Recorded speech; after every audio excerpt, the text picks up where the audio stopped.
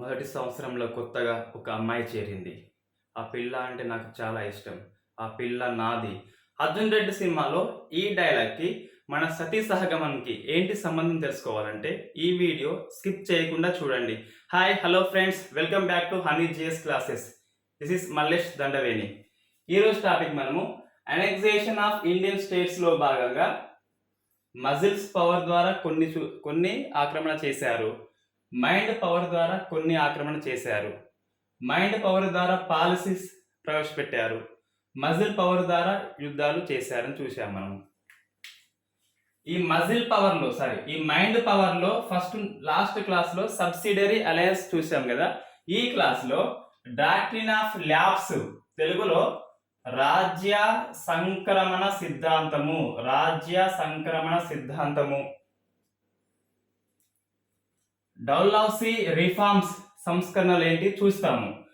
Prelims పర్పస్లో అయితే doctrine of labs, రాజ్య సంక్రమణ సిద్ధాంతము ఎవరు ప్రవేశపెట్టారు, రాజ్య సంక్రమణ సిద్ధాంతము ద్వారా ఏ రాజ్యాలు విలీనం అయ్యాయి, ఏవి కాలేదు అని ప్రశ్న వస్తుంది ప్రిలిమ్స్ పర్పస్లో. మెయిన్స్ పర్పస్లో డౌలౌసీ రిఫార్మ్స్ ఆధారంగా ఇతన్ని మేకర్ ఆఫ్ మోడర్న్ ఇండియా అని పిలవచ్చా, లేదా ఫాదర్ ఆఫ్ మోడర్న్ ఇండియా అని పిలవచ్చా, లేదా ఫౌండర్ ఆఫ్ మోడర్న్ ఇండియా అని పిలవచ్చా? ఈ మూడు క్వశ్చన్స్ సివిల్స్ మెయిన్స్ లో వచ్చినాయి. సివిల్స్ మెయిన్స్ లో ఇండియన్ హిస్టరీలో బాగా వచ్చినాయి. 3 times క్వశ్చన్ వచ్చిందంటే వెరీ ఇంపార్టెంట్ అది. సో మనకి గ్రూప్ 1 మెయిన్స్ కూడా ఇంపార్టెంట్ అది. డౌలౌసీ రిఫార్మ్స్ ఆధారంగా డౌల్హౌసీని maker of modern India, father of modern India, founder of modern India, ఇదైతే లాస్ట్ టైం 2013 మెయిన్స్ లో వచ్చింది సివిల్స్ లో. ఇట్లా ప్రశ్న వస్తుంది. ప్రిలిమ్స్ పర్పస్ లో సిద్ధాంతాన్ని ఎవరు ప్రవేశపెట్టింది, సిద్ధాంతం ద్వారా ఏ రాజ్యాలు విలీనం అయినాయి, ఏవి కాలేదు. మెయిన్స్ పర్పస్ లో డౌలౌసీ రిఫార్మ్స్ గురించి మనం డిస్కస్ చేస్తాము ఇక్కడ. రైట్, మనకి ఫస్ట్ వచ్చేసి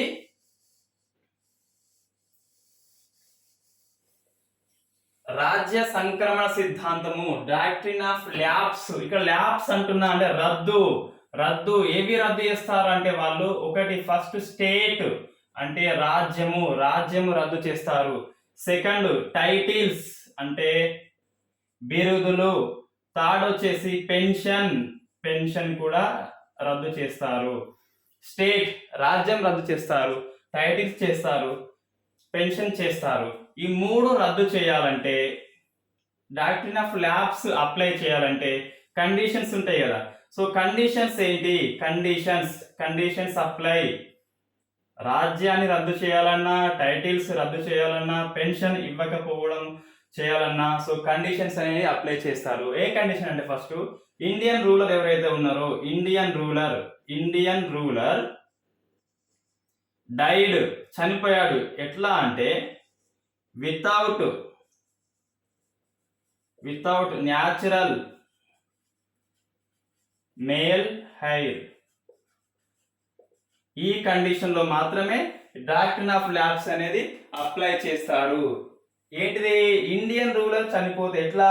న్యాచురల్ మేల్ హెయిర్ లేకుండా, సహజ వారసుడు లేకుండా ఇండియన్ రూలర్ చనిపోతే ఆ రాజ్యాన్ని, ఆ స్టేట్ ని బ్రిటిష్ వాళ్ళు స్వీకరిస్తారు, విలీనం చేసుకుంటారు. ఎవరైనా Indian ruler, Indian king natural male heir, సహజ వారసుడు లేకుంటే మేమే మీకు సహజ వారసులం అని చెప్పేసి సో బ్రిటిష్ వాళ్ళు ఆ రాజ్యాన్ని విలీనం చేసుకుంటారు. ఒకవేళ అంటే ఇక్కడ దత్తత, అడాప్ట్ అనేది లేదు ఇక్కడ. అంతకుముందు వరకు ఇండియన్ రాజులు, ముఖ్యంగా హిందూ రాజులు తమకి కొడుకు లేనట్లయితే దత్తత తీసుకునేది, అతన్ని రాజుగా ప్రకటించేది. ఇక్కడ నుంచి ఆ అవకాశం లేదు. ఇంతకు ముందు ఎవరైనా అడాప్ట్ చేసుకొని ఉంటే అది చెల్లదు. వాళ్ళ పెన్షన్ కానీ, వాళ్ళ టైటిల్స్ కానీ, వాళ్ళ రాజ్యాన్ని కానీ అన్నిటినీ వీళ్ళు రద్దు చేస్తారు బ్రిటిష్ వాళ్ళు. సో దత్తత లేదు, సహజ వారసుడు లేకుంటే మేమే మీకు సహజ వారసులం అని చెప్పేసి ఆ రాజ్యాన్ని వీళ్ళు స్వీకరిస్తారు. ఎవరు? బ్రిటిష్ వాళ్ళు. ఇది ఓకే. డాక్ట్రిన్ ఆఫ్ ల్యాబ్స్ అనేది డౌలౌసీ ప్రవేశపెట్టిండు. సో వేటిని ల్యాబ్ చేస్తుండు? మూడు స్టేట్స్, టైటిల్స్, పెన్షన్. కండిషన్స్ ఏంటి అప్లై ఇక్కడ? ఒకటే కండిషన్ ఉన్నది, ఇండియన్ రూలర్ కి సహజ వారసుడు న్యాచురల్ మేల్ హెయిర్ లేకుంటే ఆ స్టేట్ ని ల్యాప్స్ చేయవచ్చు, అడాప్ట్ అనేది చెల్లదు అని చెప్పేసి ఆ కండిషన్స్ అప్లై చేస్తున్నాం. ఈ కండిషన్స్ అప్లై చేసి వేటిని ఏ రాజ్యాలని విలీనం చేసిండ్రు అంటే అది వెరీ ఇంపార్టెంట్ ప్రిలిమ్స్ పర్పస్ లో. ఒకటి సతారా, రెండు వచ్చేసి సంబల్పూర్. ఈ పేర్లు కంపల్సరీ గుర్తుపెట్టుకోవాలి. నేను లాస్ట్ లో దీనికి కోడ్ చెప్తా ఎట్లా గుర్తుపెట్టుకోవాలి. రైట్, సతారా, సంబల్పూర్, ఉదయ్పూర్, నాగపూర్, 5 వచ్చేసి ఝాన్సీ. సో 5 స్టేట్స్ ని ఆక్రమణ చేసిండు మన ఢోలసి. వాస్తవంగా ఇంకా మీరు ప్రైవేట్ బుక్స్ చూస్తే జైత్పూర్, భగత్పూర్ అని చెప్పేసి భగత్ అండ్ జైత్పూర్ ఉంటుంది బుక్ లో, కానీ అవి లేవు. మన ఎన్సీఆర్టీ అండ్ తెలుగు అకాడమీ చూస్తే అవి లేవు నేమ్స్, కాబట్టి మనకు అవసరం లేదు. సతారా ఇది ఎన్సీఆర్టీ 8th క్లాస్ లో ఉన్నది. రైట్, సతారా, సంబల్పూర్, ఉదయపూర్, నాగపూర్, ఝాన్సీ ఈ 5 స్టేట్స్ ని ఆక్రమణ చేసిండు డౌలసి ఈ డాక్ట్రిన్ ఆఫ్ ల్యాప్స్ అప్లై చేసి. ఇంతవరకు ఫైన్, ఓకే. ఆ రోజు రాత్రి అయింది, చీకటి పడింది, డౌలసి పోయి పడుకొని ఇక్కడ నైట్ వాళ్ళ అమ్మ కల్లోకి వచ్చి డౌలసి ఏం చేస్తున్నావు బిడ్డ అని చెప్పేసి అడిగింది నైట్ కలలో. డౌలసి ఏమన్నాడు? అమ్మ, నేను డాక్ట్రిన్ ఆఫ్ ల్యాప్స్ అప్లై చేస్తున్న ఇండియన్ స్టేట్స్ మీద. ఇండియన్ రాజులకి సహజ వాసులు లేకుంటే నేనే వారసుని అని చెప్పేసి ఆ రాజ్యాలు ఆక్రమణ చేస్తున్నా అని చెప్పేసి డౌలసి ఆన్సర్ చెప్పిండు వాళ్ళ అమ్మకి. అప్పుడు సరే ఆ స్టేట్స్ చెప్పు బిడ్డ అని చెప్పేసి అంటే, అమ్మ సతారా, సంబల్పూర్, ఉదయపూర్, నాగపూర్, ఝాన్సీ అని చెప్పేసి ఆ 5 స్టేట్స్ ఏం చెప్పిండు. బిడ్డ, ఈ 5 కూడా అన్ని హిందూ స్టేట్సే. నువ్వు హిందూ స్టేట్స్ ని ఆక్రమణ చేస్తున్నావనే అపవాదం వస్తుంది. ఏ బ్రిటిష్ గవర్నర్ జనరల్ కు రాని హిందూ వ్యతిరేకి అనే ముద్ర నీకు రాబోతుంది. కాబట్టి నువ్వు ఏం చేస్తావంటే ఈ హిందూ రాజ్యాలతో పాటు ఒక ముస్లిం రాజ్యాన్ని ఆక్రమణ చేయమని చెప్పేసి ఆమె వాళ్ళ అమ్మ కల్లో చెప్పింది. సో ఆమె కల్లో నుంచి ఈ డౌలసి కల్లో నుంచి బయటకు వచ్చాడు. మెలకువ వచ్చింది. అప్పుడు వెంటనే అలా అవ్వద్దు, నాకు హిందూ వ్యతిరేకత అనే ముద్ర రావద్దు, అలా అవ్వద్దు అంతే, అలా అవ్వద్దు అని ఆ 3-4 టైమ్స్ అవ్వద్దు అనుకొని ఆయనకి అవధ్ గుర్తుకొచ్చింది. అవధ్ వెంటనే అవధ్ ముస్లిం స్టేట్ ఇది. సో ఇది ముస్లిం స్టేట్. ఈ ముస్లిం స్టేట్ యొక్క రాజు నవాబ్ నవాబ్ ఎవరు అంటే వజీద్ అలీ షా.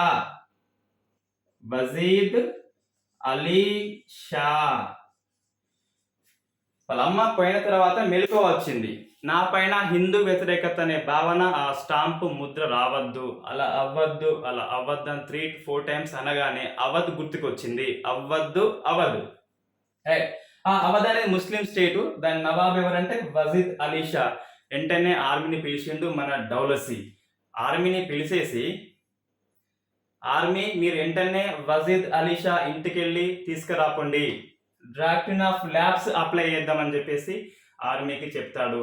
ఈ ఆర్మీ వెంటనే మన వజీద్ అలీ షా ఇంటికి పోయిండు. పెట్టుకోగానే నైట్ అయింది కాబట్టి పడుకొని ఉన్నాడు మన వజీద్ అలీ షా. డోర్ కొట్టేసిండు, డోర్ ఓపెన్ చేసిండు. వెంటనే ఈ వజీద్ అలీ షా అందరిని చూస్తూ ఉంటే చేతిలో గన్స్ ఉన్నాయి కదా.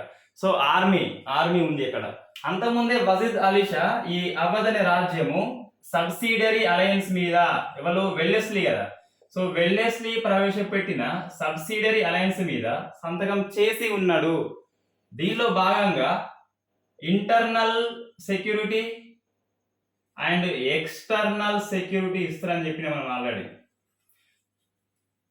సబ్సిడరీ అలయన్స్ మీద అవధ్ రాజ్యము అప్పటికే సైన్ చేసి ఉన్నది కాబట్టి ఇంటర్నల్ సెక్యూరిటీ కూడా ఇస్తారు. కాబట్టి ఈ వజీద్ అలీ షా గన్స్ అన్ని చూసేసి, ఓ ఇది నా రక్షణ కోసం వచ్చారు వీరు కాబట్టి చెప్తాడు, ఆర్మీ నాకు రక్షణ వద్దు, మీ రక్షణ నాకు వద్దని చెప్పేసి వజీద్ అలీ షా ఆర్మీతో అంటాడు. ఇప్పుడు ఆర్మీ వాళ్ళు ఏమంటారు, నో రాజానే వచ్చింది అందుకు కాదు, రక్షణ కాదు నీ భక్షణ అని చెప్పేసి ఆర్మీ యొక్క సోల్జర్ అంటాడు. అప్పుడు ఏంటి భక్షణ నాక ఎందుకని చెప్పేసి వజీద్ అలీ షా అంటాడు. అప్పుడు చెప్తాడు ఆర్మీ, నీ పైన మా డౌలసీ ప్రభు డాక్ట్రిన్ ఆఫ్ ల్యాబ్స్ రాజ్య సంక్రమణ సిద్ధాంతము అప్లై చేస్తుండు, నువ్వు వచ్చి సైన్ చేయాలి, అందుకే మేము వచ్చినాం అని చెప్పేసి ఆర్మీ చెప్తాడు. అప్పుడు వెంటనే మన వజీద్ అలీ షా, నో అలా జరగదు కదా, ఎందుకంటే డాక్ట్రిన్ ఆఫ్ ల్యాబ్స్ అప్లై చేయాలంటే ఇండియన్ రూలర్ ఎవరైనా కూడా died without natural male heir, సహజ వారసుడు లేకుంటేనే మీరు తీసుకుంటారు. నేను కష్టపడి చాలా పగలనగా రాత్రి కష్టపడి కొడుకుని కన్నాను కాబట్టి నాకు ఐ హ్యావ్ సన్, సో ఇది నాకు అప్లై చేయొద్దని చెప్పేసి ఆర్మీకి చెప్తే, ఇదంతా ఇక్కడ కాదు, నువ్వు డౌలసీ ప్రభుగా చెప్పుకోమని చెప్పేసి సో అతను తీసుకెళ్తారు ఆ దర్బార్కి. అప్పుడు దర్బార్ వెళ్ళిన తర్వాత వజీద్ అలీ షా, ప్రభువు మీరు నా పైన డాక్టర్ ఆఫ్ ల్యాబ్స్ అప్లై చేస్తామని చెప్పిండట కదా, ఎందుకు, నేను పగలనక రాత్రి కష్టపడి సన్ని కన్నా కదా, సో నాకు ఇది అప్లై చేయొద్దని చెప్పేసి ఈ వజీద్ అలీ షా చెప్తాడు.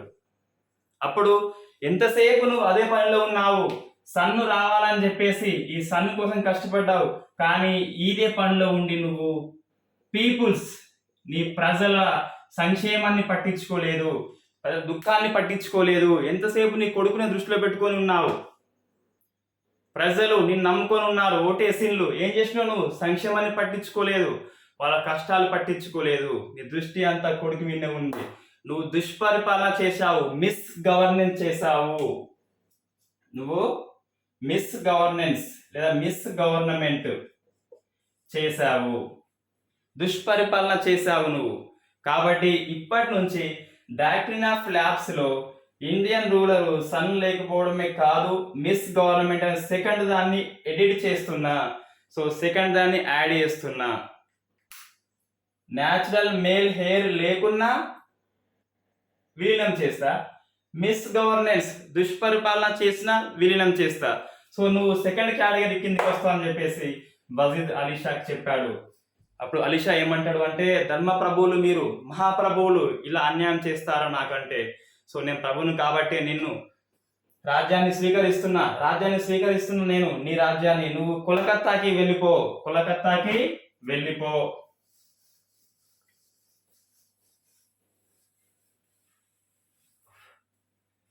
రైట్,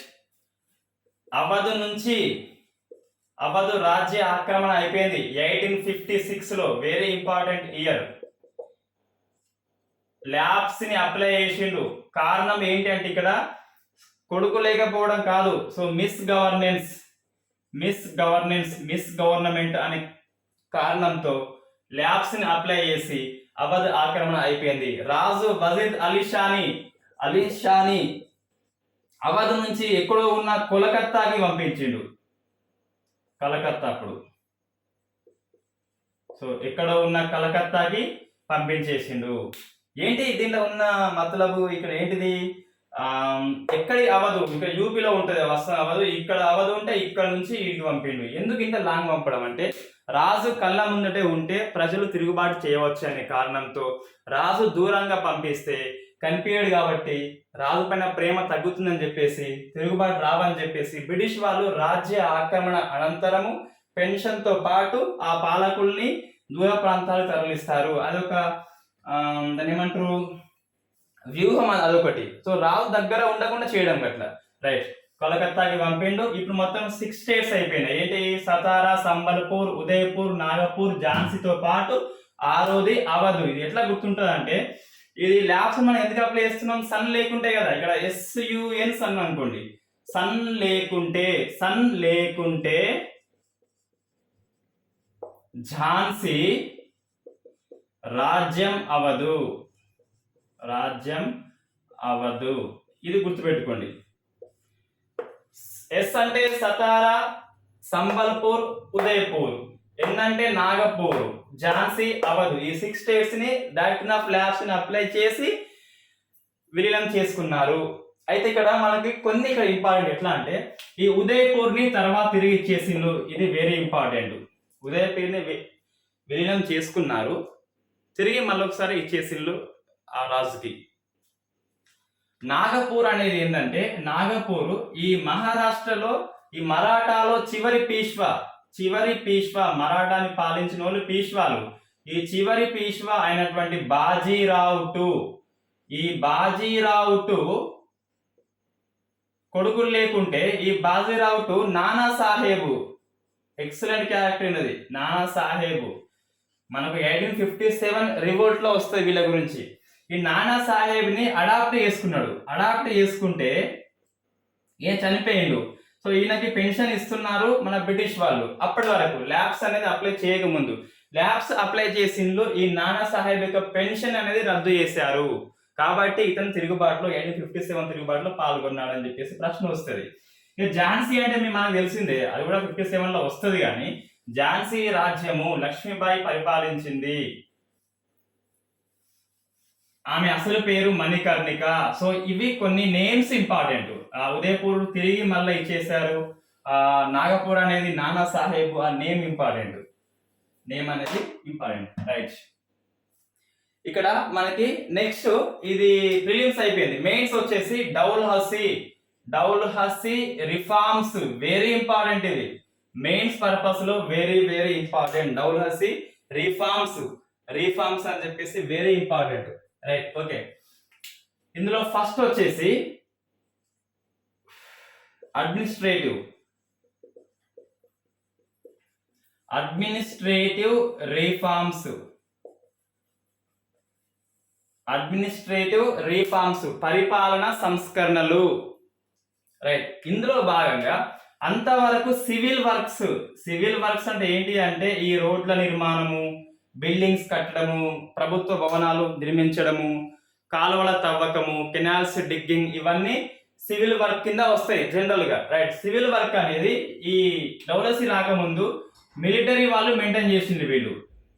మిలిటరీ వాళ్ళు మెయింటైన్ చేసేటోళ్ళు ఏ సివిల్ వర్క్ కూడా. అయితే ఈ మిలిటరీ వాళ్ళు ఎంతసేపు ఆ ప్రొటెక్షన్ మీద దృష్టి పెట్టి సివిల్ వర్క్ మొత్తాన్ని నెగ్లెన్స్ చేసిండ్రు. అంటే సివిల్ వర్క్స్ ను దృష్టి పెట్టలేదు ఎక్కువ. డౌలసీ రాకముందు సివిల్ వర్క్స్ అనేది ఏముంటాయి ఇందులో జనరల్ గా బిల్డింగ్స్ కన్స్ట్రక్షన్స్ ఉంటాయి, ఎక్కువ గవర్నమెంట్ బిల్డింగ్స్ అయి ఉంటాయి. తర్వాత రోడ్లు వేయడం ఉంటుంది, కెనాల్స్ తవ్వడం ఉంటుంది. రైట్, ఇందులో ఇవి సివిల్ వర్క్స్. ఇవన్నీ ఈయన రాకముందు మిలిటరీ వాళ్ళే చూసిళ్ళు, సైన్యం చూసుకున్నది. ఈ సైన్యం రక్షణ చేయడంలో భాగంగా ఎక్కువ దృష్టి పెట్టేసి వీటన్నిటిని నెగ్లెన్స్ చేసింది. కాబట్టి ఎక్కువ సివిల్ వర్క్స్ కాలేదు ఈయన రాకముందు. ఈయన చేసినంటే సివిల్ వర్క్స్ ని ఈ మిలిటరీ నుంచి తప్పించేసి దీన్ని ఒక డిపార్ట్మెంట్ కొత్తగా public works department, PWD, public works department అనేది కొత్తగా శాఖని ఏర్పాటు చేసి దాని కింద తీసుకొచ్చిండు. ఇంకా ఈ శాఖ మొత్తం దృష్టి పెట్టింది బిల్డింగ్స్ మీద. అట్లా ఒక బిల్డింగ్ కట్టిండ్రు, రూర్కి ఇంజనీరింగ్ కాలేజ్. ఇది ఫేమస్ బిట్. ఇది కట్టింది ఎవరంటే మన డౌలసే. రూర్కి ఇంజనీరింగ్ కాలేజ్ కట్టిండు. బిల్డింగ్ అనేది రోడ్లు వేసిండు, గ్రాండ్ ట్రంక్ రోడ్ వేసిండు. తర్వాత కెనాల్ తవ్విండు, గంగా కెనాల్, ఇది ఫేమస్ కెనాల్. గంగా కెనాల్ తవ్విండు 1854లో, ఏప్రిల్ 8. అది డేట్ మనకు అంత అవసరం లేదు కానీ ఆ ఇయర్ ఇంపార్టెంట్ కొంచెం. గంగా కాలువ తవ్వింది 1854లో. రైట్, ఏంటి ఇక్కడ అడ్మినిస్ట్రేషన్ రిఫార్మ్స్ అంటే సివిల్ వర్క్ అనేది, అంటే బిల్డింగ్ కట్టడము, రోడ్లు వేయడము, కెనాల్ తవ్వడము అంతకుముందు మిలిటరీ వాళ్ళే చేసేటోళ్ళు. వాళ్ళు ఎక్కువ చేయలేదు కాబట్టి వీళ్ళని తప్పించేసి సో PWDకి ఇచ్చిండు, పబ్లిక్ వర్క్స్ డిపార్ట్మెంట్ కి ఇచ్చేసిండు. వీళ్ళు పనులు చేస్తారు. బిల్డింగ్ లో భాగంగా first building Roorkee engineering college కట్టిండు, గ్రాండ్ ట్రక్ రోడ్లు వేసిండు, గంగా కెనాల్ తవ్విండు, ఫేమస్ కెనాల్ గంగా కెనాల్ అని చెప్పేసి. ఇవి రిఫార్మ్స్ అడ్మినిస్ట్రేటివ్ లో. ఇంకా కొన్ని ఏంటంటే ఈ మిలిటరీ వాళ్ళకి సిమ్లా అని హెడ్ క్వార్టర్ వేసిండు. గుర్కా సిస్టమ్ ని స్టార్ట్ చేసింది ఇతనే, గుర్కా సిస్టమ్. సో ఇవన్నీ అడ్మినిస్ట్రేటివ్ పరంగా రిఫార్మ్స్. బిట్స్ కూడా వస్తాయి, ఈ ప్రిలిమ్స్ పర్పస్ లో కూడా బిట్స్ వస్తుంది.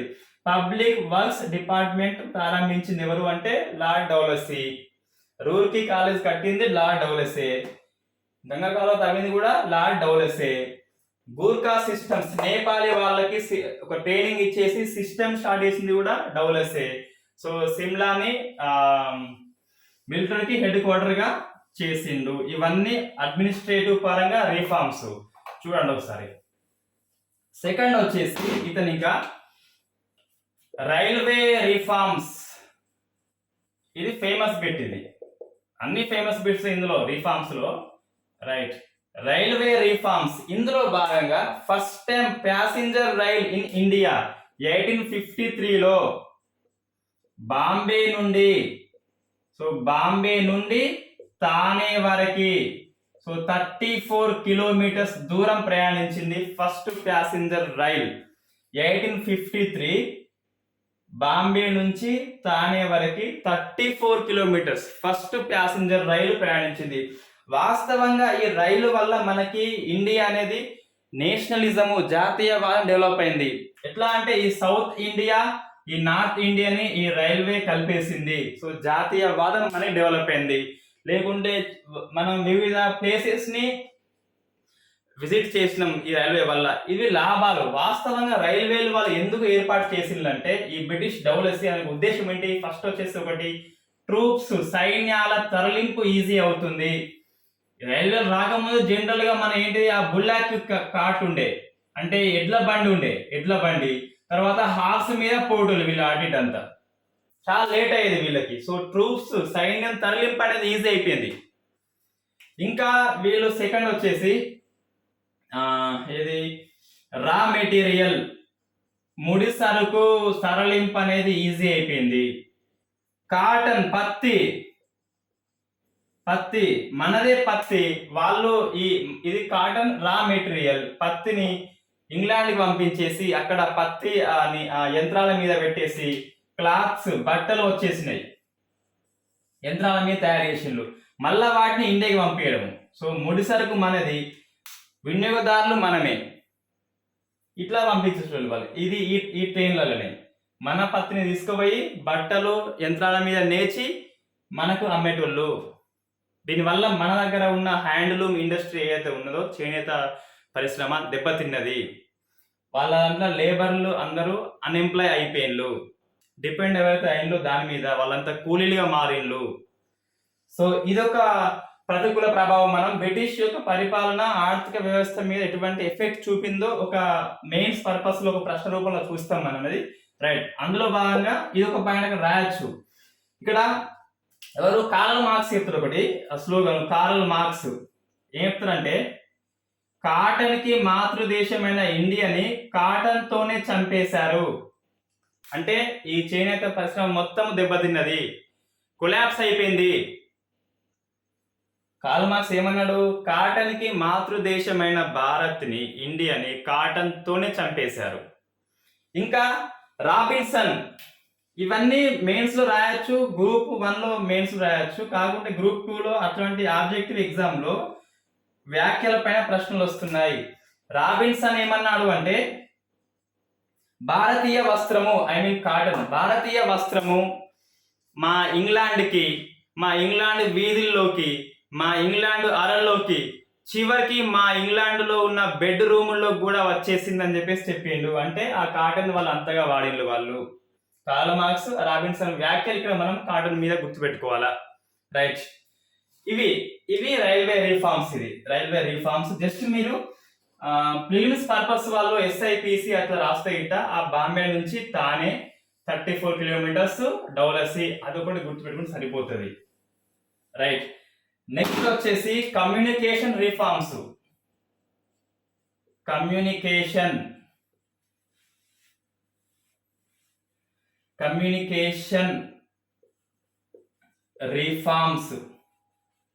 రిఫార్మ్స్ ఏంటి? సమాచార రంగంలో సంస్కరణలు. అంటే ఫస్ట్ టైం 1853లో, సేమ్ ఇయర్, అదే ఇయర్ లో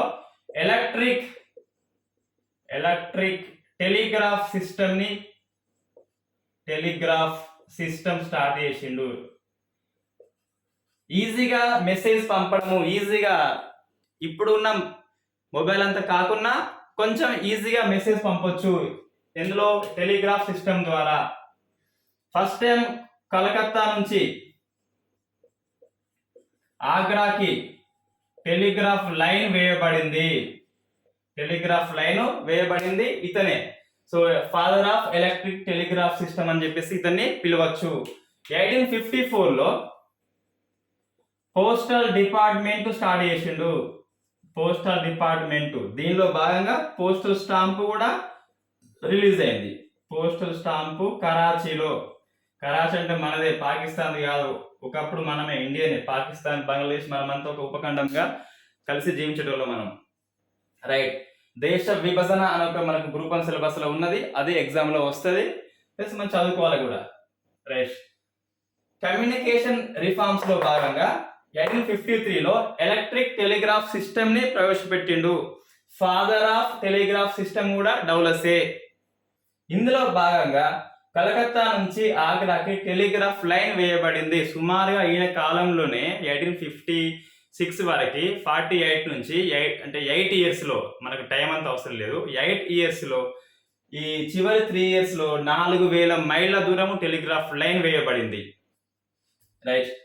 54లో పోస్టల్ డిపార్ట్మెంట్ స్టార్ట్ చేసి పోస్టల్ స్టాంప్ రిలీజ్ చేసిండు.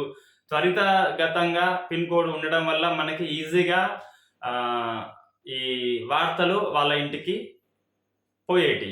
రైట్. ఇది మనకు కమ్యూనికేషన్ రిఫార్మ్స్ లో భాగంగా 2 పాయింట్స్ గుర్తుపెట్టుకోవాలి ప్రిలిమ్స్ అండ్ మెయిన్స్ పర్పస్ లో. నెక్స్ట్ వస్తుంది వెరీ ఇంపార్టెంట్ ఎడ్యుకేషనల్ రిఫార్మ్స్. అన్ని బిట్స్ గుర్తుపెట్టుకోవాలి compulsory. Reforms very important education. ఎందుకు అంటే 1854లోనే వుడ్స్ డిస్పాచ్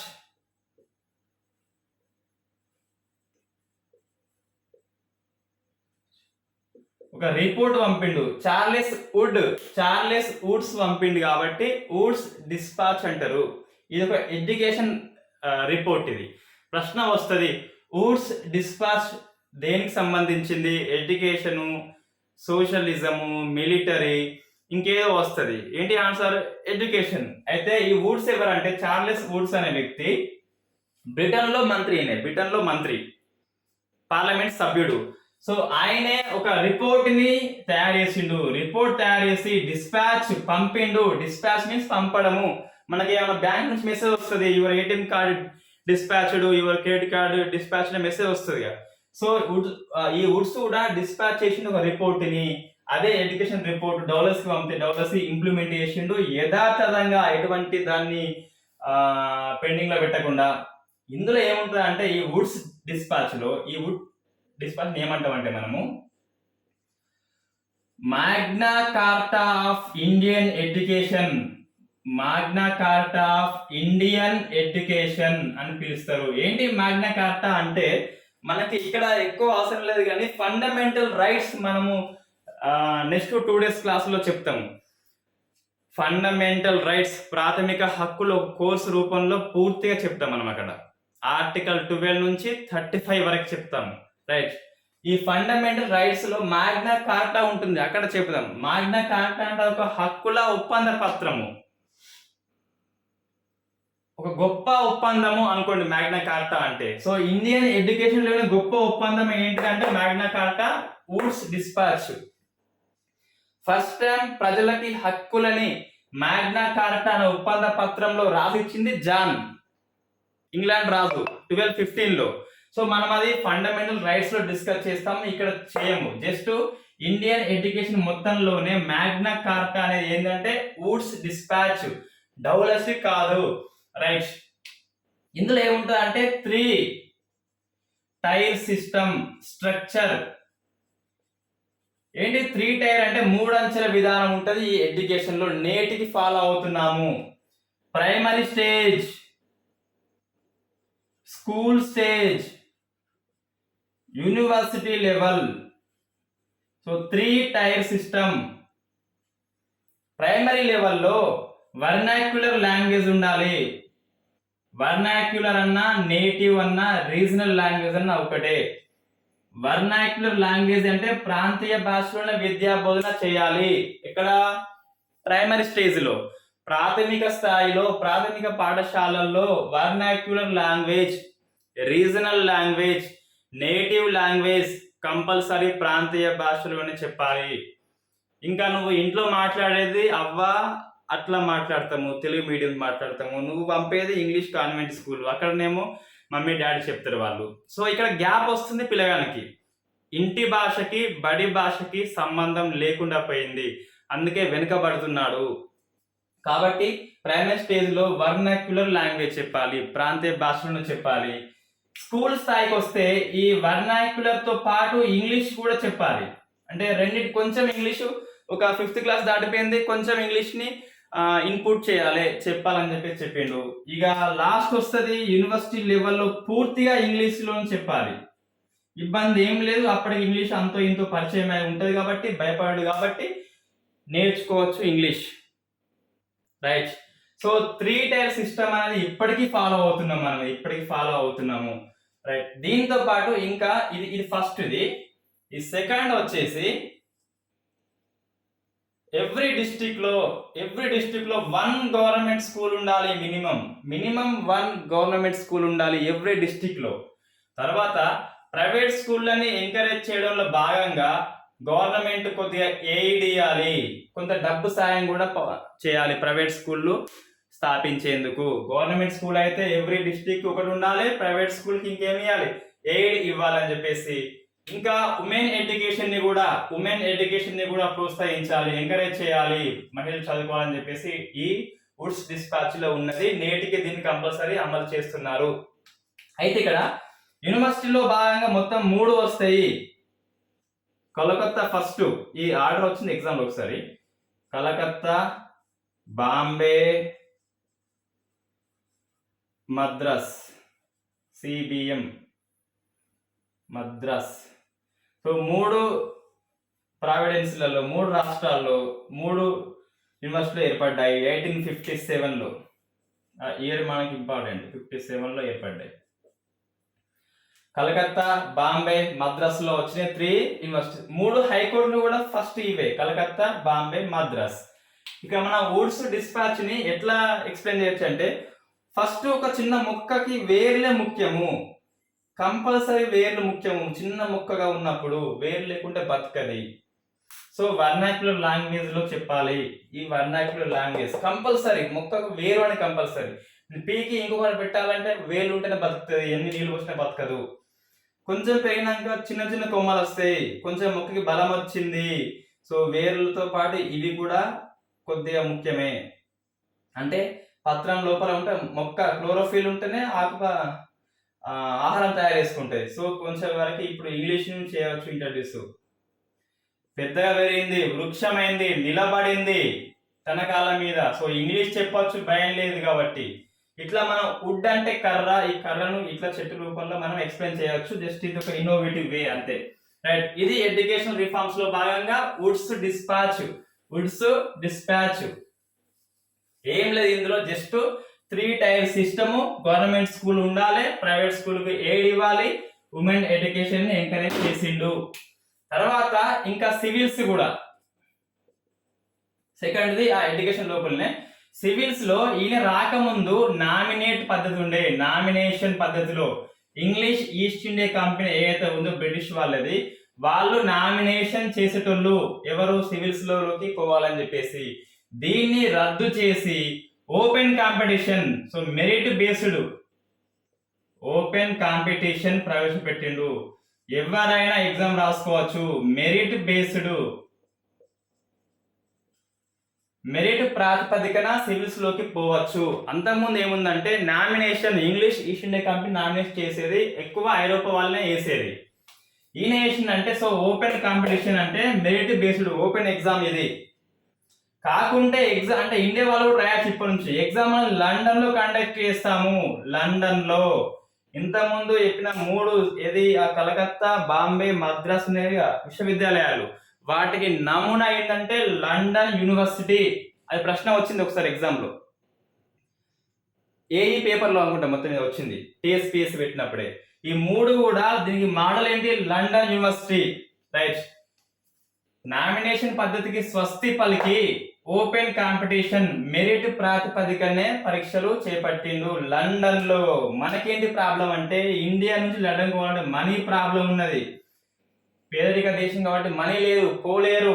ఇంకా ప్రాబ్లం ఒకటి ఉన్నది ఏంటంటే రిలీజియస్ మ్యాటర్స్, మత అంశాలు. ఏంటి రిలీజియస్ మ్యాటర్స్ ఇబ్బంది అంటే బ్రాహ్మణ్స్ అప్పుడు చదివేది ఎక్కువ బ్రాహ్మణ్సే. ఇన్ఫాక్ట్ బ్రాహ్మణ్స్ ఇప్పుడు ఢిల్లీకి పోవాలంటే, ఢిల్లీ నుంచి లండన్ పోవాలంటే దాన్ని దాటిపోవాలి.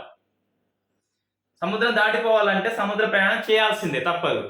సో ఈ రిలీజియస్ మ్యాటర్స్ అన్నది ఇక్కడ బ్రాహ్మణులలో ఒక రకమైన మూఢాచారము కావచ్చు, వారి నమ్మకం కావచ్చు. మొత్తం మీద సముద్ర ప్రయాణం చేస్తే మరణిస్తాము లేదా మతం కోల్పోతాము, మతం నుంచి వెలివేస్తారని చెప్పేసి అదొకటి ఉన్నది. ఈ రెండింటి కారణంగా ఎవరు పోయి చదవలేదు.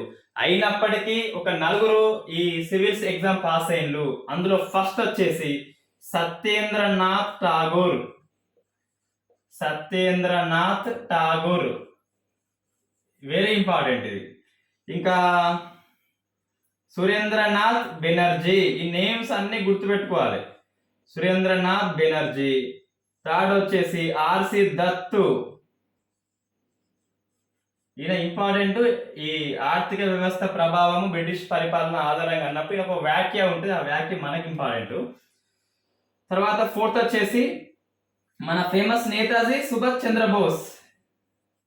వీళ్ళది ఇంట్రెస్టింగ్ ఉంటుంది. చంద్రబోస్ గాంధీజీ కానీ అంబేద్కర్ గాంధీజీ కానీ వాళ్ళ ఘర్షణ వెరీ ఇంట్రెస్టింగ్ ఉంటుంది. Chandrabose versus Gandhiji, Netaji Ambedkar versus Gandhiji. వాళ్ళది భౌతిక ఘర్షణ కాదు, జస్ట్ భావ ఘర్షణ, ఐడియాలు డిఫరెన్సెస్. రైట్, వాళ్ళందరి మార్గాలు డిఫరెంట్ కానీ లక్ష్యం మాత్రం ఒకటే, స్వాతంత్రం రావాలని చెప్పేసి. Right, okay. అక్కడ మనం డిస్కస్ చేస్తాం గాంధీ యుగంలో. ఈ సత్యేంద్రనాథ్ ఠాగూర్ ఒకడు, సురేంద్రనాథ్ బెనర్జీ, ఆర్సి దత్తు, చంద్రబోస్. ఎస్సీ వస్తుంది ఇట్లా, అట్లా మనం గుర్తుపెట్టుకోవచ్చు మొత్తం మీద. రైట్, వీళ్ళు పాస్ అయ్యిండ్రు సివిల్స్ ఎగ్జామ్. ఇక్కడ ఒకటి రిలీజియస్ మ్యాటర్స్ అన్నాం కదా. సముద్రయానం చేస్తే ఈ రాజా రామ్మోహన్ రాయ్ లండన్ వెళ్తాడు. బ్రాహ్మణుడు, హయ్యర్ కాస్ట్ ఫ్యామిలీలో పుట్టిండు. వెళ్లే ముందు వాళ్ళు ఇంటి పక్క వాళ్ళు వాళ్ళ ఫ్యామిలీస్ చెప్పిండు, సముద్రయానం చేయకుండా ఆయన మనం మతం కోల్పోతాము, మరణిస్తాం అని చెప్పేస్తే ఆయన నమ్మలేదు, సముద్రయానం చేసిండు. ఎందుకంటే ఈ అక్బర్ II ఉంటాడు మొఘల్స్ చక్రవర్తిలో, ఆయన యొక్క పెన్షన్ సరిపోవడం లేదు. ఆయనకి పెన్షన్ పెంచమని చెప్పేసి ఈయన మధ్యవర్తిగా రామ్మోహన్ రాయ్ని పంపిస్తాడు. అక్బర్ II పెన్షన్ పెంపు కోసము రామ్మోహన్ రాయ్ వెళ్తాడు. అప్పుడు ఈ అక్బర్ II రాజా అని చెప్పేసి బిరుదిస్తాడు. అక్బర్ II ఇస్తాడు. ఇంకా అతను వీళ్ళ యొక్క మాటలు కాదని వెళ్ళిపోయిండు రాజా రామ్మోహన్ రాయ్. తిరిగి రాలేదు, అక్కడే మరణించిండు. ఇంకా వీళ్ళకి ఇంకా విజృంభణయ్యా నమ్మకాలు నమ్మే వాళ్ళకి ఏమన్నా ఇట్లా అయినప్పుడు. రైట్, అది ఇక్కడ వచ్చింది చెప్తుంది ఇక్కడ. ఇట్లా సివిల్స్ ఎగ్జామ్ లో ఓపెన్ కాంపిటీషన్ ఫస్ట్ టైం ఈ డౌలసీ ప్రవేశపెట్టిండు. మెరిట్ బేస్డ్, ఎవరికి టాలెంట్ ఉంటే వాళ్ళు కొట్టుకోవచ్చు అని చెప్పిండు. కానీ పరీక్ష మాత్రం కేవలం లండన్ లో పెడదామని చెప్పేసి అదొకటి పెట్టిండు. ఇంకా ఏంటి ఇంకా రిఫార్మ్స్ మిగిలినాయి అంటే సోషల్ రిఫార్మ్స్ మిగిలింది ఒకటి. రైట్, లాస్ట్ అనుకుంటే సోషల్ రిఫార్మ్స్. సో మనకి అడ్మినిస్ట్రేటివ్ అయిపోయింది, రైల్వే అయిపోయింది, కమ్యూనికేషన్ అయిపోయింది, ఎడ్యుకేషన్ అయిపోయింది. ఇప్పుడు సోషల్ రిఫార్మ్స్ వాస్తవంగా సోషల్ రిఫార్మ్స్ వల్లనే 1857 తిరుగుబాటు అనేది కొద్ది వరకు వచ్చిందని చెప్పేసి అంటారు. ఒకటి, ఆ నానాసాహెబ్ పెన్షన్ రద్దు చేయడం వల్ల కూడా ఆయన పాల్గొన్నాడు. ఝాన్సీ కూడా అందుకే పాల్గొన్నది. ఝాన్సీ రాజ్యము కోల్పోవడం వల్ల లక్ష్మీబాయి అనేది మణికర్ణిక అసలు పేరు. సోషల్ రిఫార్మ్స్ వల్ల హిందువులు వ్యతిరేకత అయిండ్రు డౌలర్స్కి. ఈ అవధ ఆక్రమణ వల్ల ముస్లింలు వ్యతిరేకత అయిండ్రు. రిఫార్మ్ చేస్తున్నాడు, ఆయనకు కొద్దిగా లోపల అశాంతి పెరుగుతుంది ప్రజల్లో ఈయన పట్ల. సో అందుకే ఈయన పోయినాక జస్ట్ 1 yearకి 56లోనే వెళ్ళిపోతాడు లండన్కి. 1 yearలోనే తిరుగుబాటు వచ్చింది. ఇలా పోయిండు, అలా తిరుగుబాటు వచ్చింది. హిందువులు సోషల్ రిఫార్మ్స్ వల్ల హట్ అయిండ్రు. ముస్లింలు అవధ్ ఆక్రమణ వల్ల కేవలము కొడుకు ఉన్నాడు అయినప్పటికీ దుష్పరిపాలన అనే నెపంతో ఆక్రమణ అని చెప్పేసి ముస్లింలు కూడా వాళ్ళ మనోభావాలు దెబ్బతిని అని చెప్పేసి తిరుగుబాటు చేస్తారు. ఝాన్సీ అండ్ నాగపూర్లో ఉన్న నానాసాహెబ్ కూడా తిరుగుబాటు చేస్తారు. ఇవి కొన్ని కారణాలు, అది మనం నెక్స్ట్ డిస్కస్ చేస్తాము. సోషల్ రిఫార్మ్స్ లో భాగంగా ఫస్ట్ వచ్చేసి ఫేమస్ ఇది ఏంటి అంటే widow remarriage act, widow remarriage act 1856లో తీసుకొచ్చిండు. అమలు మాత్రం లార్డ్ క్యానింగ్, అంటే నెక్స్ట్ వచ్చే గవర్నర్ జనరల్ అనే వ్యక్తి క్యానింగ్, లార్డ్ క్యానింగ్ ఎక్కువ స్థాయిలో అమలు చేసిండు. తీసుకొచ్చింది మాత్రం మన డౌలసే తీసుకొచ్చిండు, చేతులు కాల్చుకున్న తర్వాత. విడో రీమ్యారేజ్, వితంతు పునర్వివాహ చట్టం అని చెప్పేసి ఇది రావడంలో మన ఇండియా నుంచి ఎక్కువ ఎఫర్ట్ పెట్టింది, ఎక్కువ కృషి ఎవరిది అంటే ఈశ్వర చంద్ర విద్యాసాగర్. ఈశ్వర చంద్ర విద్యాసాగర్ ఈయన కృషి వల్ల ఈ చట్టము వచ్చింది. ఈ బిట్ ఇంపార్టెంట్. ఇది ఈశ్వర చంద్ర విద్యాసాగర్ యొక్క ఎఫర్ట్ వల్ల ఈ విడో రీమ్యారేజ్ యాక్ట్ అనేది డౌలసీ తీసుకొచ్చిండు. లార్డ్ క్యానింగ్ ప్రభువు అమలు చేశాడు.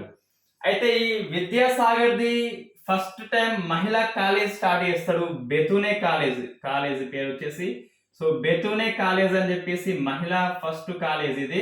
ఈ కాలేజీలోనే డిగ్రీ చదివింది మన గంగూలీ, కాదంబిని గంగూలీ. సౌరవ్ గంగూలీ కాదు, ఇక్కడ కోల్కతా ప్రిన్స్ కాదు, ప్రిన్సెస్ ఈమె Kadambini Ganguly. So first time మహిళా graduate Ganguly. Widow remarriage act రావడంలో మన విద్యాసాగర్ కృషి ఎంతైనా ఉన్నది. ఆ విద్యాసాగర్ యొక్క ఫస్ట్ కాలేజ్ మహిళది ఇండియాలో, బేతునే కాలేజ్. ఫస్ట్ మహిళా స్టూడెంట్ డిగ్రీలో వస్తే కాదంబిని గంగూలీ. అయితే నెక్స్ట్ వచ్చే సెకండ్ ఇంకోటి రిలీజియస్ డిసబిలిటీ యాక్ట్. ఇవన్నీ గుర్తుపెట్టుకోవాలి. మత వివక్ష నిర్మూలన చట్టము, డిసబిలిటీ యాక్ట్ 1850లో వచ్చింది అనుకుంటా, 50లో వచ్చింది, రైట్. రిలీజియస్, ఇది ఇయర్ అంత అవసరం లేదు.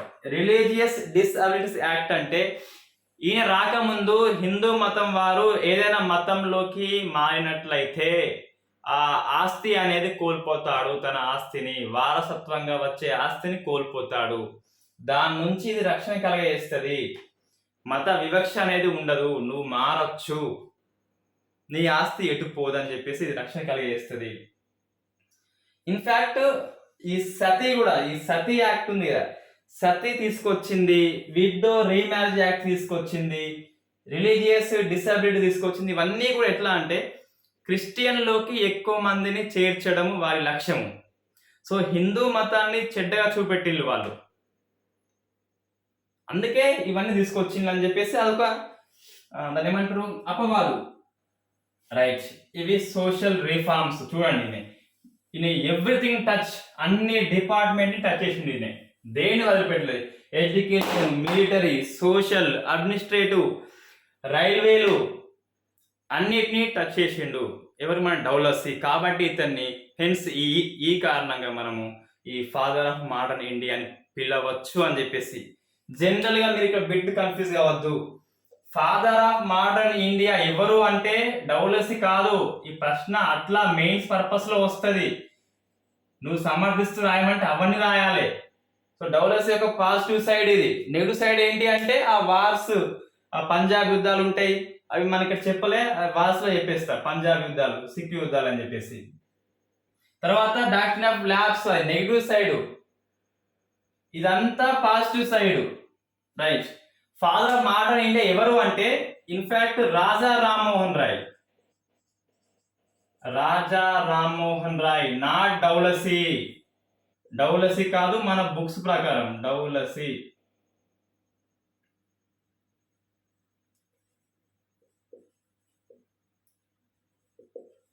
రైట్, మన బుక్స్ ప్రకారం డౌలసీ కాదు, రాజా రామ్మోహన్ రాయ్. ఇక్కడ బయాస్ చూపెట్టిల్లు వాళ్ళు అనుకుందాము, లేదా చూద్దాం ఒకసారి, మనం ఒకసారి కంపేర్ చేద్దాం. రామ్మోహన్ రాయ్ ఎక్కువ దేనికి ఫేమస్ అంటే జనరల్ గా యాంటీ సతికి వ్యతిరేకంగా, సతి సహగమనానికి వ్యతిరేకంగా యాంటీ సతి కంపెయిన్ ప్రచారం చేసిండు. డౌలసీ ఏంటి? విడో రీమ్యారేజ్, తిరిగి పెళ్లి చేసుకోవచ్చు. ఇంకా చాలా ఉంది మనకి చిట్టా. దేన్నైనా social reforms, education reforms, railway communication reforms అవన్నీ ఉన్నాయి అందులో. ఈయనకి చాలా తక్కువ ఉన్నాయి, 1 or 2 వస్తాయి. ఎక్కువ టిక్స్, చాలా టిక్స్ ఉంటాయి. అన్ని బాక్స్ టిక్ వేసింది, అన్ని బాక్స్ ని. అండ్ సతీని తీసుకొచ్చిండు, రైట్. ఇది కూడా వాళ్ళ వదినే చనిపోయినాక వచ్చింది. వాళ్ళ వదినే సతి చేస్తుంది. సతి చేసినాక ఈయన కొంచెం బాధపడి తీసుకొస్తాడు యాంటీ సతి అనేది. యాంటీ సతి అమలు ఎవరంటే కృషి రాజా రామ్మోహన్ రాయ్, కానీ అమలు అంటే విలియం బెంటిక్. యాంటీ సతి అంటే ఇది వెరీ ఇంపార్టెంట్. ఇది యాంటీ సతి యాక్ట్ 1829. దీని వెనక కృషి ఎవరిదంటే మన రామ్మోహన్ రాయ్. ఇది రాజా రామ్మోహన్ రాయ్, రాజా అనే బిరుదు ఇచ్చింది అక్బర్ II, రైట్. ఈయన ఎఫోర్ట్ ఉంటే దీన్ని ఇంప్లిమెంట్ అమలు చేసిన ఎవరంటే అప్పటి గవర్నర్ జనరల్ అటువంటి విలియం బెంటిక్. వాస్తవంగా ఇంగ్లీష్ స్పెల్లింగ్ బెంటింగ్ ఉంటది. సో బెంటిక్ ఎందుకని నాకు తెలియదు. విలియం బెంటింగ్ ఉండే అసలు ఈయన అమలు చేస్తాడు మన సతీ యాక్ట్, యాంటీ సతీ యాక్ట్. వాస్తవంగా సతి నిజంగా అంతా ఉందా? అప్పుడు బ్రిటిష్ వాళ్ళు చెప్పినంత మాత్రం లేదు సతి అనేది. జస్ట్ ఏం లేదు, హిందూ మతాన్ని దురాచార మతంగా, మూఢ మతంగా చిత్రీకరించాలి, క్రిస్టియన్స్ లోకి మార్చాలి అని చెప్పేసి సతి యొక్క ఫిగర్ నెంబరింగ్ ఎక్కువ చేసి చూపెట్టిండ్రు. గవర్నమెంట్ లెక్కలు ఎక్కువ సార్లు ఇలాగే ఉంటాయి. వాళ్ళు ఏది కావాలనుకుంటే అది తీసుకురావచ్చు. జస్ట్ ఒకదాన్ని ఇంప్లిమెంట్ చేద్దాం అనుకుంటే అది ఇంప్లిమెంట్ చేయడానికి లెక్కలు ఎక్కువ చూపిస్తే అయిపోతుంది. అది ఇంప్లిమెంట్ చేయొద్దు అంటే లెక్కలు తక్కువ చూపిస్తే అయిపోతుంది. Everything in government hand. So అట్లనే ఇక్కడ ఈ సతీని ఎక్కువ చేసి చూపెట్టిండ్రు బెంగాల్లో ముఖ్యంగా. వాస్తవంగా సతీ హిందూ సమాజంలో ఉందా అంటే ఒకసారి మనము చూద్దాం. పురాణాలు ఏంటి? పురాణాలు రామాయణం ఉన్నది, మహాభారతం ఉన్నది, ఇతిహాసాలు. అవి ఇతిహాసాలు, పురాణాలు. మహాభారతం ఇంకో పేరు జయ సంహిత. మనకి ఇది యాన్సెంట్ హిస్టరీలో వస్తుంది. రామాయణంలో ఎవరు సతి చేయలేదు, రాముడి భార్య కానీ లక్ష్మణుడు వాళ్ళంతా ఉన్నారు, ఎవరు సతి చేయలేదు, ఇది కన్ఫర్మ్. మహాభారతంలో సతి చేయలేదు. కానీ ఈ పాండురాజు భార్య అన్నట్టు మాద్రి, పాండురాజుకు ఇద్దరు ఉంటారు, ఆమె కుంతి ఉన్న మాద్రి చనిపోయిందిగా పాండురాజుతో పాటు అదే స్థితిలో. అంటే వాస్తవం ఈయన చేసి సతి కాదు అది. ఈ పాండుకి ఒక శాపం ఉంటది, సెక్సువల్ యాక్టివిటీలో పాల్గొంటే మరణిస్తాడు అనే ఒక ముని చెప్పిస్తాడు. ఈ మాద్రికి ఒక బలహీన క్షయంలో అట్రాక్ట్ అయిపోతాడు ఈ పాండురాజు. అట్రాక్ట్ అయిపోయి సెక్సువల్ యాక్టివిటీలో పాల్గొంటే ఈయన మరణిస్తాడు. అయితే ఈ మరణానికి ఈమె కారణము అని చెప్పేసి ఆమె గిల్టీ ఫీల్ అయ్యి మరణిస్తుంది మాద్రి అనేది. సతీ చేయలేదు ఆమె, రైట్. ఇది వాస్తవం. ఇది పురాణాలు ఉన్నాయా లేవా మనకు తెలియదు, కానీ ఉన్నట్లయితే రామాయణంలో లేదు, మహాభారతంలో సతీ అనేది లేదు. మరి వేదాల్లో ఉందా అంటే ఎక్కడా లేదు. వేదాల్లో సతి ప్రస్తావన లేదు. అయితే కొన్ని బుక్కులలో ఋగ్వేదంలో ఉంది అని చెప్పేసి బుక్కులలో ఉంది. బట్ మన రామ్మోహన్ రాయ్ సంవాద కౌముది అనే పత్రిక, ఇది బెంగాలీ భాషలో ఉంటుంది పత్రిక అనేది. బెంగాలీ భాషలో పత్రిక. ఇన్ఫాక్ట్ ఫస్ట్ ఇండియన్ పత్రిక. బెంగాల్ గెజెట్ అనేది ఇండియాలో ఫస్ట్ పత్రిక. దాని యొక్క ఎడిటర్ జేమ్స్ హుకీ. ఇండియాలో ఫస్ట్ పత్రిక బెంగాల్ గెజెట్. ఇండియన్స్ స్టార్ట్ చేసిన ఫస్ట్ పత్రిక ఏదంటే సంవాద కౌముది, బెంగాలీ భాషలో ఉంటుంది అది, రైట్. ఈ సంవాద కౌముదిలో ఏం చెప్పిందంటే వేదిక్లో అంటే వేదాలలో సతి లేదు అని చెప్పేసి ఫస్ట్ టైం చెప్పిండు. ఇది బిట్ వచ్చింది సివిల్స్ ప్రిలిమ్స్ లో. వేదాల్లో సతి ప్రస్తావన లేదు అని చెప్పిన పత్రిక సంవాద కౌముది. ఎవరిదంటే రాజా రామ్మోహన్ రాయ్ది. సో వేదాల్లో కూడా లేదు. కానీ ఒక శాసనం ఉన్నది, ఇరాన్ శాసనము, ఇరాన్ స్క్రిప్ట్ శాసనము. ఈ శాసనము గుప్తాల కాలంలోది, మళ్ళా వస్తుంది మనకి, ఇది అక్కడ చెప్తాను. గుప్తుల కాలంలో వేయబడింది.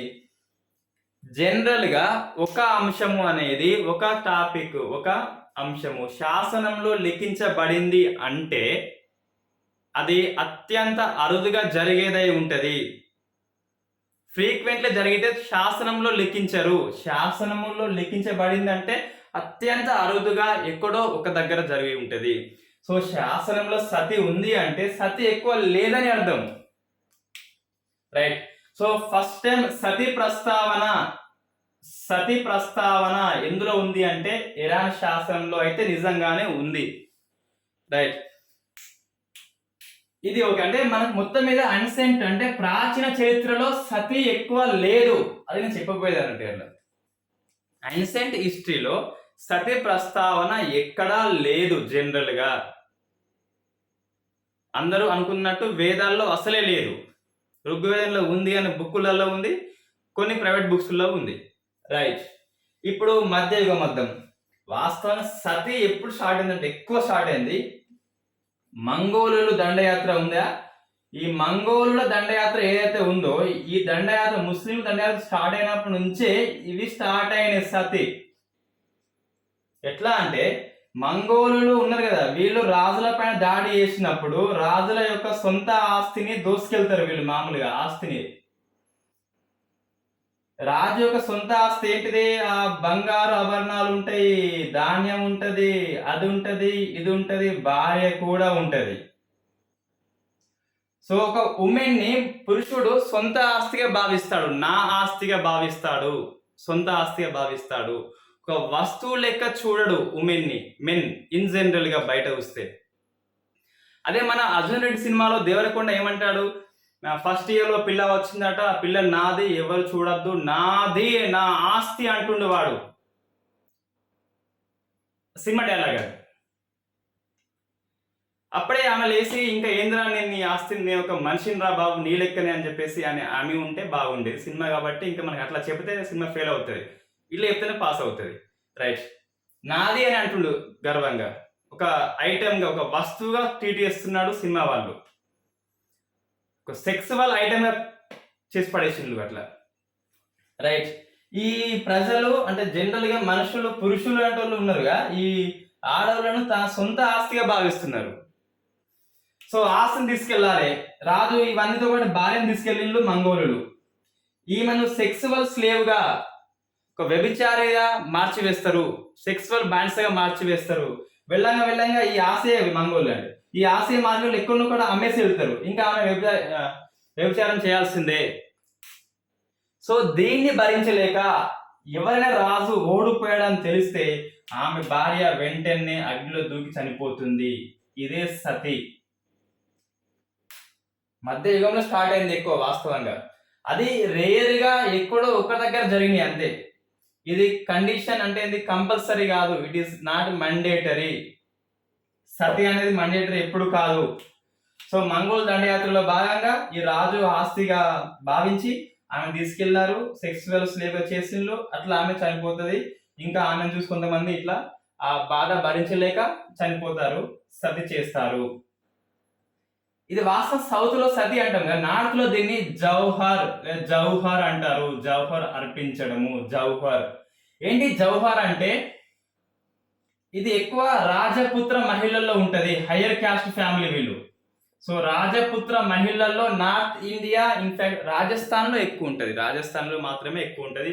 కొద్దిగా చూస్తే మధ్యప్రదేశ్ లో ఉంటది. రైట్. ఒక మూవీ ఉంటది పద్మావత్, రాణి పద్మినీదేవి, మేవార్ రాజ్యానికి ఈమె రాణి, రాజు వచ్చేసి రాణా రతన్ సింగ్ అనుకుంటా. సో రతన్ సింగ్ చనిపోయాడని తెలిసిన వెంటనే అల్లావుద్దీన్ ఖిల్జీ చేతిలో ఇంకా ఈమె 3000 మందితో, చిన్న చితక ముసలి ముతక మొత్తం 3000 మందితో జౌహర్ అర్పిస్తుంది. అల్లావుద్దీన్ ఖిల్జీ చూడంగానే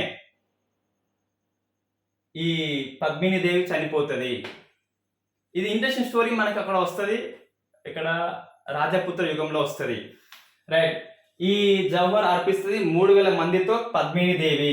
అట్లా జౌహర్ అనేది కొద్దిగా వెలుగులోకి వచ్చింది. నార్త్ ఇండియాలో భాగంగా ఉంటుంది జౌహర్, సతి అనేది సౌత్ ఇండియాలో భాగంగా ఉంటుంది. రైట్. అంటే ఇక్కడ చూస్తే మనకి ఏంటంటే జస్ట్ ఇది సతి అనేది మండేటరీ కాదు, ఎక్కువ జరగలేదు. కాకుంటే ఈ 1829 యాక్ట్ వచ్చే ముందు బ్రిటిష్ వాళ్ళు ఎక్కువ చేసి చూపెట్టిండ్రు. హిందూ మతంలో ఇది ఒక దురాచారం అని చెప్పేసి, హిందూ మతం మీద వ్యతిరేకత రావాలని చెప్పేసి మత మార్పిడి చేయాలని చెప్పేసి ఇట్లా చేసిండ్రు వీళ్ళు. నిజంగా సతి అనేది ఎప్పుడు ఎక్కువ జరగలేదు, చాలా తక్కువ, అది కూడా ఎక్కువ హైయర్ క్యాస్ట్ ఫ్యామిలీలో మాత్రమే జరిగింది. రైట్, ఇది ఇక్కడ మనకి క్లాసు. ఇంకోటి మనకు తెలిసినంత వరకు 1987లో ఇది అవసరం లేదు ఇయ్యారు, జస్ట్ రూప్ కన్వర్ అనే యంగ్ లేడీ, ఈమె 18 years అనుకుంటా, అప్పుడు ఈమె చివరి సతి యాజ్ పర్ స్టాటిక్స్ ప్రకారం అయితే రూప్ కన్వర్ అనే మహిళ, రాజస్థాన్ మహిళ చివరిసారి సతిలో పాల్గొన్నది. సతి అనేది నాకు తెలిసి ఎక్కువ ఎక్కడ జరగలేదు, సో ఇరాన్ శాసనంలో మాత్రమే ప్రస్తావించబడింది. జౌహర్ అనేది రేర్గా అట్లా అది ప్రాక్టీస్ చేయబడింది. ఇది మన క్లాస్ ఇది. సో మనకి రామ్మోహన్ రాయ్ కంటే డౌలసీ యొక్క సంస్కరణలు ఎక్కువ ఉన్నాయి, కాకుంటే ఆయన నెగిటివ్ సైడ్ ఉన్నాయి కొద్దిగా. సో మళ్ళీ ఆయన యూరోపియన్ కాబట్టి మనం బయస్ పక్షపాతం ఉంటుంది కాబట్టి మెన్ ఉమెన్ మనోడు కాదని చెప్పేసి కొంత మన పక్షపాతం ఉంటుంది కదా. సో అట్లా మనము modern of India, father modern of India అని చెప్పేసి మనము డౌలసీని పిలవకుండా రామ్మోహన్ రాయ్నే పిలుస్తాము. ఇది క్లాసు. ఇప్పుడు నేను చెప్పేది ఇక్కడ బిట్స్ వారి అని చెప్పట్లే. ఇక్కడ మోడర్న్ ఇండియాలో ఫస్ట్ అరైవల్ యూరోపియన్స్ వచ్చిండ్లు, ఇది లాస్ట్ లో చెప్తా అని చెప్పిన. ఇందులో బ్రిటిష్ వాళ్ళు గెలుస్తారు. చివరికి బ్రిటిష్ వాళ్ళు ఇండియాని మజిల్ పవర్ తో అండ్ మైండ్ పవర్ తో ఆక్రమణ చేసిండ్రు. ఇది కూడా ఈ రెండు మనం లాస్ట్ లో ఈ మోడర్న్ ఇండియా పూర్తి అయ్యాక మనం డిస్కస్ చేస్తాము. అన్ని యుద్ధాలే ఉంటాయి, పెద్ద ఇంపార్టెంట్ మ్యాటర్ అక్కడ ఏమీ ఉండదు. రైట్, మైండ్ పవర్ అనేది ఇప్పుడు మనం డిస్కస్ చేస్తున్నాం. మైండ్ పవర్ తర్వాత బ్రిటిష్ వాళ్ళు పూర్తిగా ఈ 1856 ఉంది కదా, చివరిగా ఆక్రమణ అవ్వదు, ఇంకా ఆక్రమణ చేయలేదు బ్రిటిష్ వాళ్ళు. ఎందుకు అనేది మనకు 57 తర్వాత వస్తుంది, రివోల్ట్ తర్వాత వస్తుంది. చివరి ఆక్రమణ అయిపోయింది. ఇప్పుడు ఏం చేయాలి? పరిపాలించాలి. సో వాళ్ళ పాలసీ ఏంటి,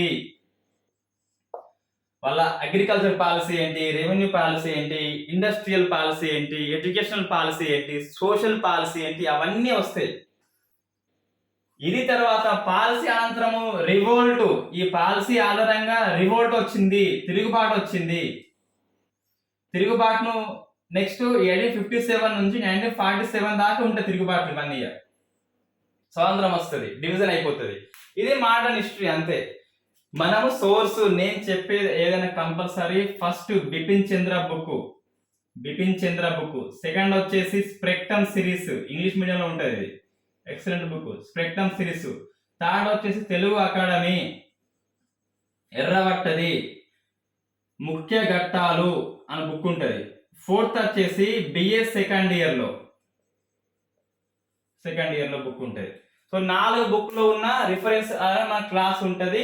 ఇవి 2 బుక్లు అయితే, ఇవి 2 స్ప్రెక్టమ్ తెలుగు అకాడమీ, దీంట్లో ఉన్న ప్రతి పాయింట్ ని కంపల్సరీ డిస్కస్ చేస్తాం. ప్రతి పాయింట్ కూడా కంపల్సరీ మెయిన్స్ పర్పస్ లో, ఇది ప్రిలిమ్స్ పర్పస్ లో ముఖ్యం మనకి. రైట్, ఇంకా ఇండియన్ హిస్టరీ తర్వాత పాలిటీ కూడా మనం టాపిక్ వారిగా చెప్తాము. రాష్ట్రపతిలో పార్డనింగ్ పవర్స్ అయిపోయింది.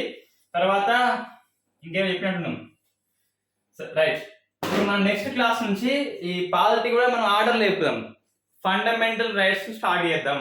ఆర్టికల్ 12 నుంచి 1 to 11 అంత ఇంపార్టెంట్ ఏం కాదు కాబట్టి, సో 12 నుంచి స్టార్ట్ చేస్తాం మనము. అంటే ఫండమెంటల్ రైట్స్ నుంచి స్టార్ట్ చేస్తాము, అప్ టు ఎండింగ్ వరకు చెప్తాం. పాలిటీ కూడా Telangana movement, Telangana history, India history, constitution of India, ఈ 4 సబ్జెక్టుతో పాటు కరెంట్ అఫైర్స్, కొన్ని అప్పుడప్పుడు అన్ని సబ్జెక్టులో ఉన్న కోర్సు అండ్ ఆర్థమెటిక్ టిప్స్. ఇది ఈ హనీ జిఎస్ క్లాస్ ద్వారా మనం ప్రొవైడ్ చేస్తాము. కరెంట్ అఫైర్స్ అనేది నాకు తెలిసి ఒక 5-6 days లో రెగ్యులర్ గా స్టార్ట్ చేస్తారు. డైలీ కరెంట్ అఫైర్స్ కంపల్సరీ ఉంటుంది, దాంతో పాటు ఒక statics subject. Right, thank you very much.